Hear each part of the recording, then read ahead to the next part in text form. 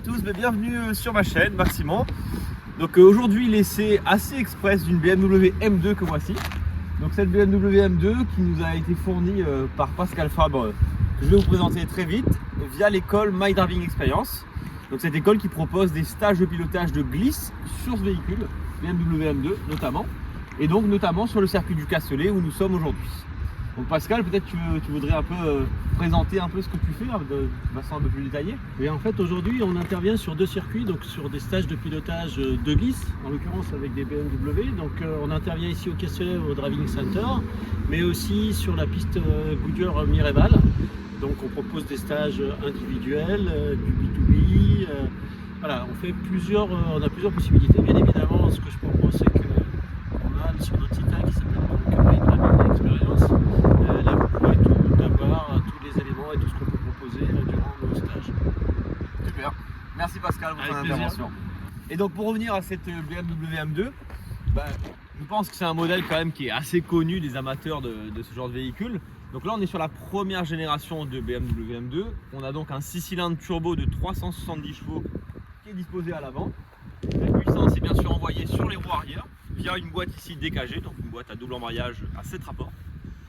Et donc vraiment ce que vous allez voir après sur la piste, c'est ce qui est top avec cette voiture, c'est que c'est une voiture qui peut se conduire sur la route, qui est assez quand même polyvalente, bien qu'elle n'ait pas énormément de place, mais plutôt confortable. Mais ça reste un outil, quoi. Vraiment, une fois qu'on se met à rouler sur la piste avec, on se rend compte que c'est très bien guidé, le châssis est vraiment super bien conçu, et on a du moteur en plus pour s'amuser. On a, comme je l'ai dit, 370 chevaux, mais bien sûr énormément de couple. On a un moteur turbo, 3 litres turbo, donc ça donne quelque chose de vraiment sympathique. Donc bienvenue à bord de cette BMW M2. Donc cette version de la première génération de M2 qui est sortie. C'était les années 2015 à peu près, il me semble. Alors, ce que je vous propose dans un premier temps, on se fait un peu de roulage sur la route. En fait, on est dans l'enceinte du circuit du Castellet, mais ça peut vous donner une idée de à quel point cette voiture-là peut être docile, peut être civilisée. Vous voyez, on a une boîte automatique, enfin en tout cas une boîte séquentielle à 7 rapports. Les rapports passent vraiment en fluidité. Alors, ce qui est bien avec cette voiture, ce qui est pas toujours le cas sur certaines sportives aussi catégoriques que ça, on a quand même une voiture qui est très ferme bien entendu, qui est maintenue, qui a un roulis vraiment maîtrisé, mais qui pour autant ne va pas être tape-cul, quoi, je veux dire, sur certaines aspérités de la route.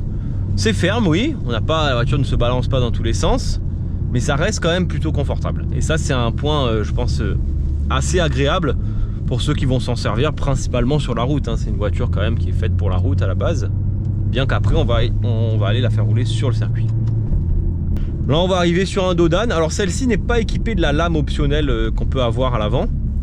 Par contre quand c'est le cas, vous êtes vraiment obligé de prendre ça en biais. Donc si jamais vous allez un jour prendre une M2, faire cet achat, pensez-y que si vous avez cette lame devant, il va falloir faire très attention au Dodan.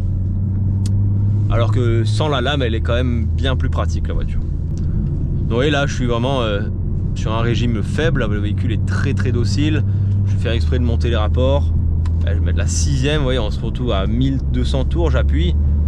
Il y a du répondant, j'aurais pu dépasser quelqu'un sur la route comme ça en 6ème à 1200 tours. Aujourd'hui, comme j'ai pu vous le dire, c'est un essai express, j'ai pas beaucoup de temps notamment sur la route. Donc ce que je vous propose, c'est qu'on aille de suite sur le circuit. A très vite.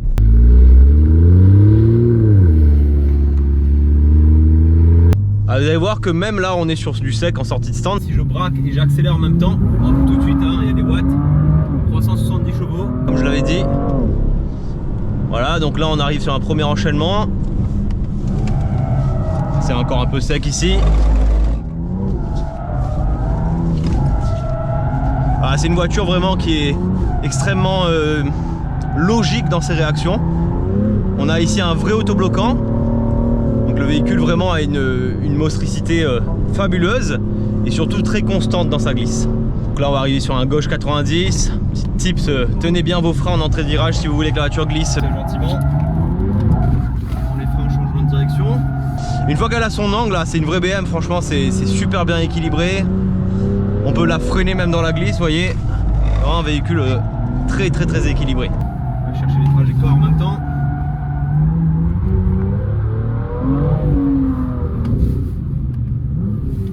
Voilà, dans ce genre de virage, c'est là où il faut être patient sur les freins. Là, j'ai pu passer le rapport dans la glisse tellement la boîte est efficace.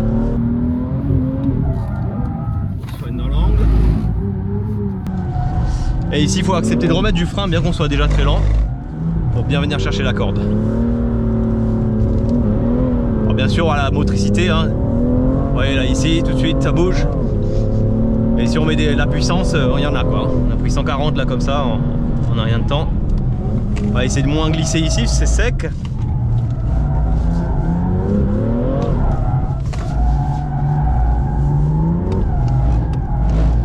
J'essaie de mettre de l'angle mais sans en mettre trop pour garder de la vitesse en sortie.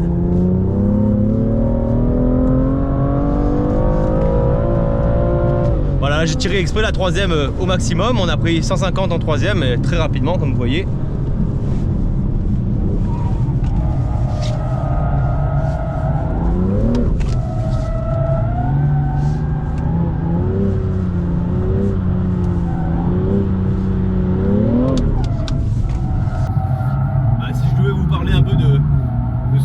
Là je m'occupe déjà visuellement du virage suivant, vous voyez. Là je analyse mon virage pour savoir quand prendre les freins et surtout quand terminer le freinage. Là, je vais vous dire, je vais lâcher les freins que maintenant. Le tout étant de tenir le train avant plaqué au sol. Après une fois qu'elle a la glisse, on peut vraiment faire tout le circuit quasiment avec.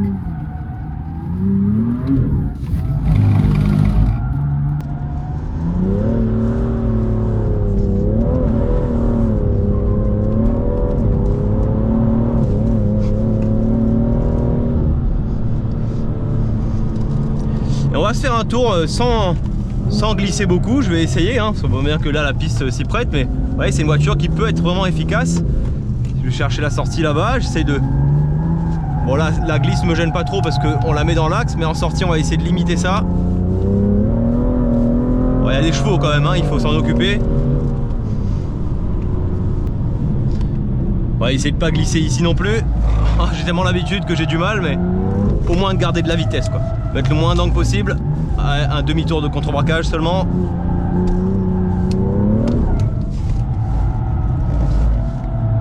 En tous les cas, c'est un circuit qui est plutôt lent. Donc faut accepter d'être lent dans les virages.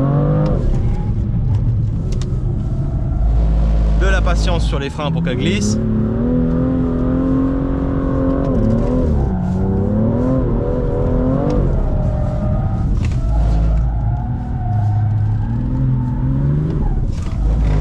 Je suis même resté en troisième là à 1500 tours, ça reprend. Pas besoin vraiment de beaucoup de watts, en tout cas de beaucoup de tours pour avoir des watts, c'est plutôt ça. Et ce que je vous propose pour notre dernier tour, je vais vous laisser profiter du son du 6 cylindres. J'arrête de parler.